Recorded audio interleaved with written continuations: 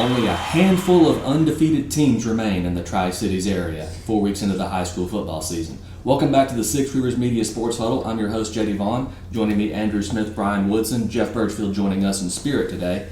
We'll get to week 4 of high school football and take a preview of week 5 right after this message from our loyal sponsor, Lazy J Farms Old Fashioned Butcher Shop. Lazy J Farms has been raising the finest cattle and all-natural pork for 3 generations on the family farm in Fall Branch. Their blonde Aquitaine herd offers a leaner, healthier, and more tasteful beef. And the butcher shop is local, farm to table, and 100% authentic. This is the way your grandfather shot for me, with steaks cut to order, quality assured, and ready to ship to your door. Open Thursday through Saturday on Bloomingdale Road in Kingsport. Come see us. One of those undefeated teams, the 9th-ranked team in Class 6A, the Science Hill Hilltoppers, winners at Bearden this past week, 35-0. Bearden, of course, maybe not what they were last year. Definitely not. They're 0-4. But nevertheless, Science Hill is off to a 4-0 start. Did all the scoring in the first half. Lane Clement goes 16 of 22, 188 yards. Marcus Jones and Branson Newberry, his top targets, 4 catches apiece between them.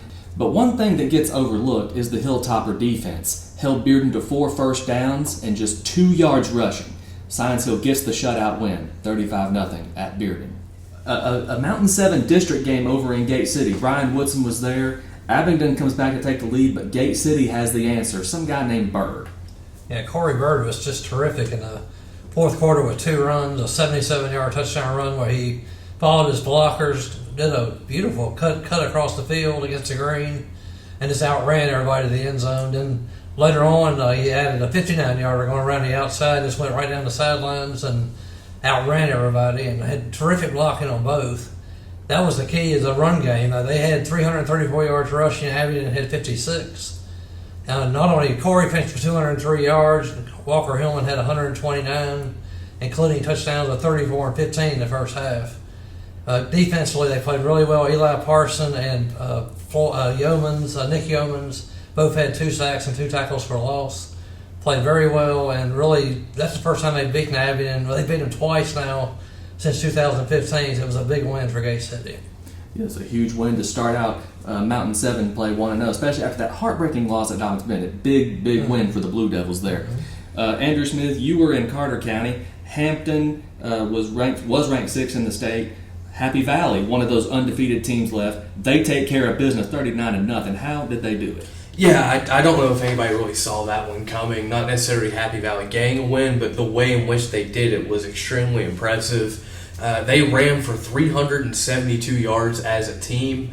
A lot of that was Lane Parker and Gabe McDougald. Both of them ran for 3 touchdowns. If you remember last week, I brought up whichever quarterback in this matchup made the most plays, either through the air or on the ground, would lead their team to victory, and it was Gabe McDougald. 3 rushing touchdowns will certainly get the job done. It was a 27-0 lead for Happy Valley at halftime, so it's got off to a hot start and never really took their foot off the gas pedal. If you look at the history of this rivalry, it's the second biggest win Happy Valley has ever gotten over Hampton. Going back, the biggest one was in 2017, a 41-0 win, which is also the last time Hampton was been shut out in the rivalry. So, chance for Hampton to regroup, but Happy Valley certainly riding high after a big rivalry win. Yeah, so Keelan Relaford, obviously he's just added a whole new element to this Happy Valley backfield. Yeah, he really has. And, you look at the stat sheet from last week, it wasn't the most dominant performance, you'd say, but just having another option, another threat, another person for a defense to key in on, pun unintended, it really does play a big role into what Happy Valley is able to do with their rushing attack. Yeah, Keelan Relaford, Lane Parker, Gabe McDougald. You talk about a 3-headed monster in Happy Valley's backfield. Oh, absolutely. Speaking of backfield, West Ridge and Rye Cove combined, those teams attempted to, count them, 2 passes between quarterbacks Justice Hilton and Jacob Jesse. In this case, that's a good thing. West Ridge and Rye Cove get wins, Brian. Yeah, West Ridge, Ethan Amos has had a terrific season. 259 yards and 4 touchdowns. And the sophomore quarterback, Justice Hilton, ran for 159 yards and another touchdown himself. Threw the ball once and completed it. so far he hasn't had to throw the ball much because they're just running the ball right down the middle of the field, just doing very well with that offensive line. They played well against Hardin Valley, took a 28-6 lead at halftime, and just cruised from there. And for Cove, they had 415 yards rushing, led by Carter Roach Hodge, who had 108 yards and 2 touchdowns. There was, all the five-headed monster, really. Jacob Jesse at quarterback, Cole Barnett, Will Rollins, Blake Owens, all had at least 76 yards rushing, and most scored touchdowns. They also did terrific defensively. Honecker's wide receiver, Avery Music, had a remarkable night. 12 catches, 315 yards, and 4 touchdowns from the freshman quarterback Parker Lowe. So Honecker will be a team to watch in the future. They're just young, but Cove ran the ball really well, and although they got hit on the run game or the pass game, they were able to slow down the run and pull away and get the win. A happy homecoming in Bluntville, and could Cove and Honecker see each other again down the road? They definitely could. They'll both be. I'm sure they'll both be. I know Cove will be a playoff team. I'm sure Honecker will too. Although the Huckahee is pretty tough and pretty balanced, but they should make it there also. Could definitely meet again. Sure. Over in Hawkins County, Andrew, volunteer a chance to see where they stand. Couldn't quite get it done. Elizabethon, Zach Wallen had a monster game. The Cyclones do continue their dominance over Hawkins County. Although I wouldn't call this necessarily dominance, they did pull away, though not to the extent that they have in the past. Cherokee does pull away, gets the win over Granger. I couldn't believe this score, 60-30. Are you kidding me? What is going on in Hawkins County? You look. Start first as the Elizabethon Volunteer game. Elizabethon jumped out to a big lead, 31-7. But credit to Volunteer, they continued to chip away, try and fight back there as the game went on. But you mentioned Zach Wallen, 12 catches, 146 yards. You look at the overall stat line from quarterback Rhett Slagle of Elizabethon. 12 to 25, 255 yards and 3 total touchdowns. Just really had a good control of the game. Owen Fleener actually led the Volunteer rushing attack this week, not Bryson Christian. 118 yards for Owen Fleener. And a little history made for Sean Witten, tied his grandfather, Dave Ryder, for the most wins as a head coach in Elizabethon history. But the other side of things in Hawkins County, Cherokee just really showcasing their ability to run the football as of late. Jaden Weston specifically, 242 yards and 4 touchdowns. Just another big game from him. The Chiefs as a whole ran for 430 plus.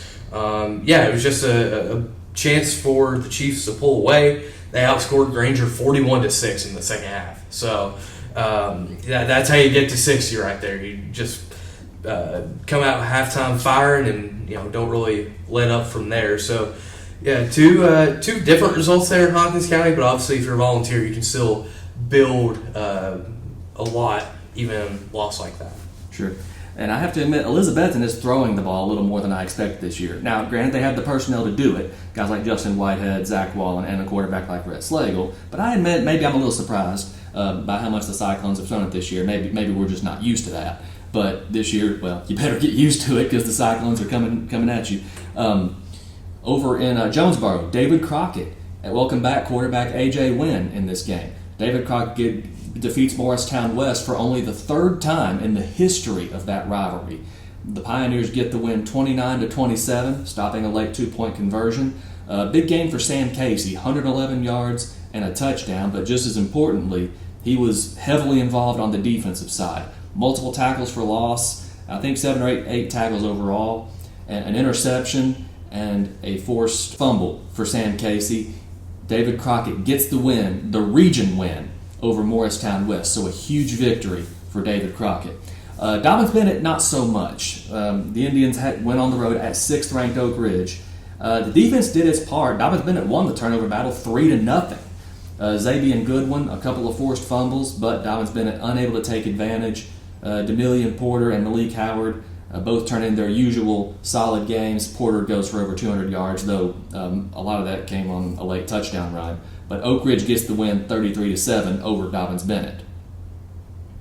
Tennessee High. Brian, are the Vikings passing a little more than we're used to this year?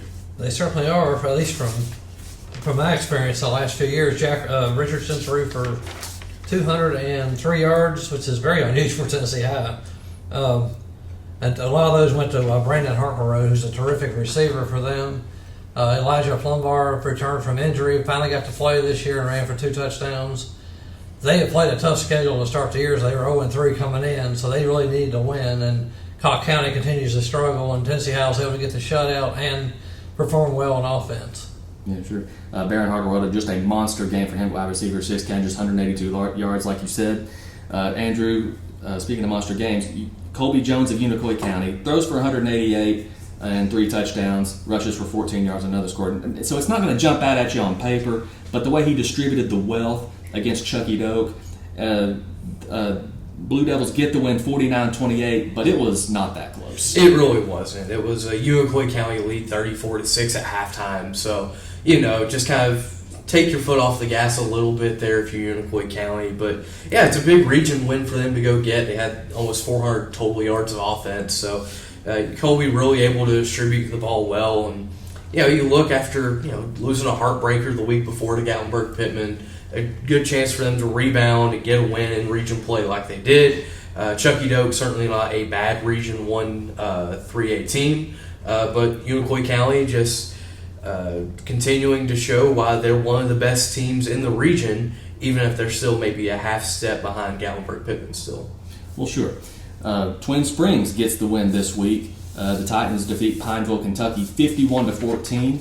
Julian Pasquale and Isaiah Kaiser, a monster game for the two of them in the backfield. Both of them had at least 149 yards, and both of them were heavily involved in the defense. Twin Springs gets the win. Providence Academy gets the win at West Green, 48-27. 5 touchdown passes and 367 yards for freshman quarterback Cam Blanton, in addition to a couple of rushing touchdowns. So Providence Academy evens its overall record at 2-2. Daniel Boone comes up short against defending state champion Sevier County 48-0. That'll round out week 4 of high school football, but week 5, we're going to take a look at that coming up right after this from Lazy J Farms. Lazy J Farms has been raising the finest cattle and all-natural pork for 3 generations. Our blonde Aquitaine herd offers a leaner, healthier, and more tasteful beef that ships from our store directly to your freezer. This is the way your grandfather shot for meat, only now we wrap it, seal it, and send it right to your door. We have plenty of options to pick from, and they're all fresh and natural. Just visit our website at lazyjbeef.com and choose your package. We'll get it straight to you. Week 4 of local high school football is in the books, which means we're already almost to the halfway point of the football season. Crazy as that sounds, you wait on it so long, that's how fast it goes by. The days are long, but the season is short. But we're almost at the halfway point. Our game of the week this week takes us to Hawkins County. Elizabethton, the 8th ranked team in the state in Class 4A, on the road at Cherokee, 4-0. Andrew, what are you looking for in this game? There's a couple things I have my eye on looking at this one. First off, you take a look at last year, it was just Elizabethton domination, 41-13. I don't know if I quite see the same script playing out again this year. This is an improved Cherokee team. I'm really looking forward to this quarterback battle. You've got Rhett Slagle for Elizabethton. You've got Landon Jeffers for Cherokee. Both guys that are willing to throw the ball around if needed, and who knows, it may be. Cherokee averaging 45.5 points on the year per game. So if you're Elizabethton, you're either going to need to be able to step up defensively or lace up your track shoes and get ready to go up and down the field all night long. Now, the X factor to me is Jaden Wesson, this running back for Cherokee. He has had a monster past couple of weeks. Will Elizabethton be able to stop him enough to force Cherokee into obvious passing situations? Landon Jeffers can still beat you there, but you'd much rather have to worry about 3rd and 8 as opposed to 3rd and 3, where they can run, they can throw, they can do whatever. You feel much more comfortable as a defense in those obvious passing situations. So yeah, early down success against the Cherokee run game is my biggest key for Elizabethton going into this one. Sure. Not to mention Elizabethton still can run the ball. Justice Wallen, Jay Birdwall, and C.J. Mathis. How much do they get involved? Well, we'll have to wait and see. A big game for Cherokee if the Chiefs want to make that move up to the next tier in Region 1 4A and potentially secure that home playoff game come November. 2 polar opposite teams meet at Kermit-Tipton Stadium this week. 9th-ranked Science Hill, 4-0 in Class 6A, plays host to Cocke County, 0-4, of course from Region 1 5A. Cocke County, first time these two teams have met in a long time. But with Cocke County opening region play next week at Jefferson County, this could be, as overused as this term might be, a trap game. What did you like best about that game, Stacey? Well, I thought our defense played outstanding. I mean, a lot of 3 and outs, forced them to punt a whole lot and gave us a short field. As far as the offense, let's see some better execution in throwing the ball and running the ball. I think our offensive line moved people well. I know, Bearden was down, of course, with all the turmoil they had went through, but I think that we executed well and we took care of some things. The penalties were kind of, still there. We got to eliminate some of those. No personal fouls or anything like that, but, still got to work on that side. But a lot of things were better and the execution was better. Obviously, Science Hill will be a heavy favorite in this game, as they should be. Speaking of heavy favorites, I imagine Westridge, they would have to be a heavy favorite at Daniel Boone this week. What do you look for out of the Wolves and out of the Trailblazers, Brian? Well, it's going to be a lot of Ethan Amix, who's already gained 695 yards and 10 touchdowns this season. He's had a terrific start. He's got a good offensive line that gives him holes. Justice Hilton hadn't had to throw the ball much, but the sophomore quarterback has done a terrific job of running the team and running the ball. And like I said, the line's been really good defensively. They've been able to slow teams down. And Daniel Boone, of course, is in their 18-game losing streak. They've been outscored 172-23. They just had a difficult time, and really they're going to have to get the ball to Drew Fleming and just hope he can try to open some holes and let him have a monster game. Because if not, I'm sure Westridge will probably roll to this one. Yeah. It'll be a battle of sophomore quarterbacks. Rye Stone, of course, for Daniel Boone. Of course, the question is how much Westridge will throw the ball, especially if they don't have to. Meanwhile, in Kingsport, it's homecoming at J. Fred Johnson Stadium. Dobyns-Bennett 3-1 hosts the 1-3 Hurricanes of Morristown East. Another game that could potentially be a trap game, with Dobyns-Bennett and West Ridge set to meet next week to open, not to open, but for a Region 1-6A game, which is going to be a huge game for the Wolves if the Wolves want to make that move up to the level of Dobyns-Bennett and the top tier in Region 1-6A. Morristown East, but even as Joey Christian said, Morristown East is not a team to be overlooked. We got to get more pressure on the quarterback because at times I felt like their quarterback was able to sit back there and kind of hold the ball a little bit till eventually somebody's going to come open. But yeah, I thought we had better linebacker play Friday night. That was the best we had played at linebacker. And our back end's solid, and our front end is, we're getting better. But I thought we played well. I thought our defense played good enough to give us a chance to win. Our offense has got to carry the weight. I see a team that plays really hard. When I look at, I showed the film to the kids the other day. It was a point in the game, and Morristown East was getting beat by a bit. And but you looked at the guys in the front six. Man, those defensive linemen were coming off the ball. They were coming off before the offense that was on there. Linebackers playing downhill, playing physical and everything. That's a real testament to Coach Kirkendall and his staff and how hard they would play. So the Dobyns-Bennett defense has been getting it done. 3 turnovers this past week against Oak Ridge, but the offense just has to cash in on those opportunities if the Indians want to be successful this year. Meanwhile, I don't know why this isn't a battle of ranked teams, Andrew, but Happy Valley, on the fringe of the top 10 in Class 2A, meets 10th ranked Unicoi County from Class 3A on Warrior Hill. A huge game, and if Happy Valley isn't ranked, if the Warriors win this game and still aren't ranked, I don't know what else is going on. I'm right there with you. I thought after the dominant performance they put up against Hampton last week, that would be good enough to put them into the polls, but they don't give me a vote. I don't know what's going on. So, but yeah, this will be a very fun rivalry renewal here. 3-1 Unicoi, 4-0 Happy Valley. It's a series that Happy Valley has struggled to find their offense in recent years. If you look at each of the last 4 matchups, Happy Valley has scored a grand total of 6 points in each of them.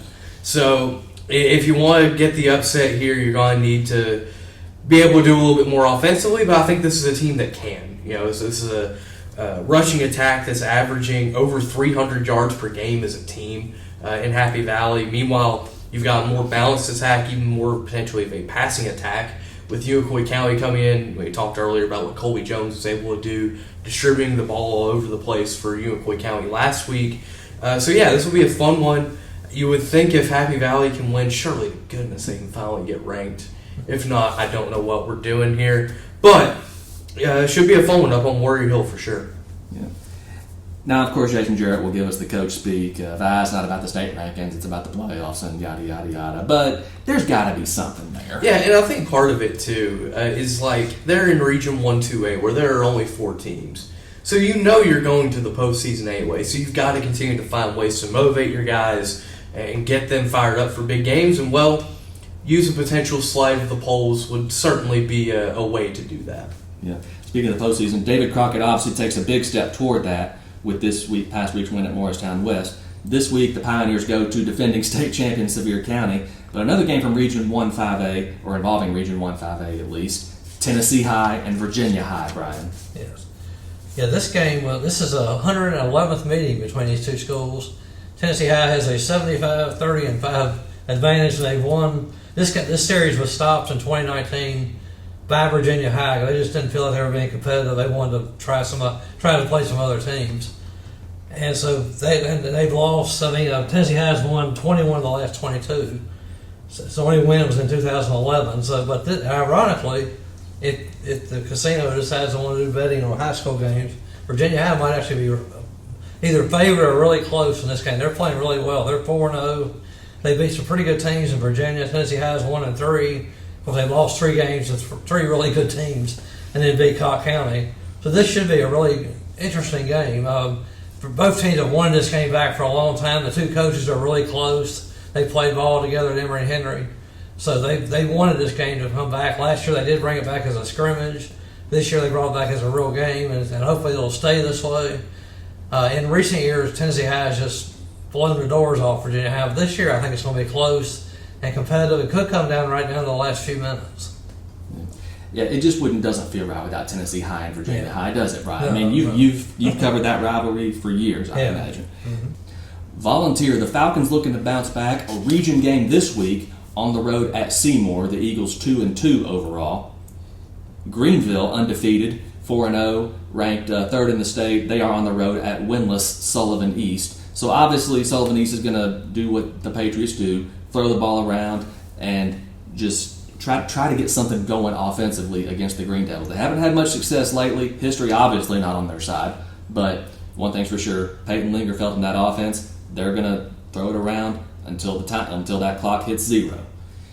Andrew, a couple of region games in Region 1-1A. Cloudland, of course, non-region on the road at Middlesboro, but Hampton on Thursday night welcoming Jellicoe, a region game, and then Hancock County and Unicoi. Yeah, region game for Hampton, a chance for them to bounce back after a very tough loss there against Happy Valley. This is the first meeting between Hampton and Jellicoe since 2008. Obviously, they were not in the same conference for a while, but they're back in the same league, and it's a short series history, but one Hampton has dominated 6 games to none. But yeah, the biggest key for me is, can Hampton find their physicality again? It's not often that you get out-physicaled. If you're Hampton, you got out-physicaled against Happy Valley. So being able to reestablish that toughness, being able to reestablish that run game, I don't foresee it being a huge problem against Jellicoe, but it is a region game. It's a game that Jellicoe will want to come in and make a statement in, so you obviously can't overlook them. And you look at Hancock County, Unicoi, the other region game in 1-1A, battle of winless teams. Somebody's got to try and use this as a springboard. If you look at the series history, Unicoi leads at 13-4, and last year Unicoi won 36-18. It was Unico's only win last year. So obviously, if you're Unicoi, you feel pretty confident that, hey, we can try and start to get this thing back right now. We've taken on a Hancock County team that lost badly to Cloudland last week. And also that Cloudland team taking on a very solid Millsboro, Kentucky team. First ever time those two teams have met. Millsboro offense is averaging 44 points per game in their 2 games. Whoa. So it'll be a tough task for us Cloudland defense, but that's kind of what's going on in Region 1-1A this week. So in other words, Cloudland better keep the ball on the ground and work that clock. Yes, take the air out of the football. Some other games happening around the area, especially in Southwest Virginia. Gate City is home again this week. Marion comes to town. Twin Springs is at home for a Cumberland District game against John Burton. Rye Cove is on the road, a Cumberland District game for them as well, at Thomas Walker. That's going to wrap it up for this week's edition of the Sports Huddle. Thank you to Andrew and Brian and Jeff, and thank you to Lazy J Farms for their loyal sponsorship. Lazy J Farms has been raising the finest cattle in all-natural pork for 3 generations.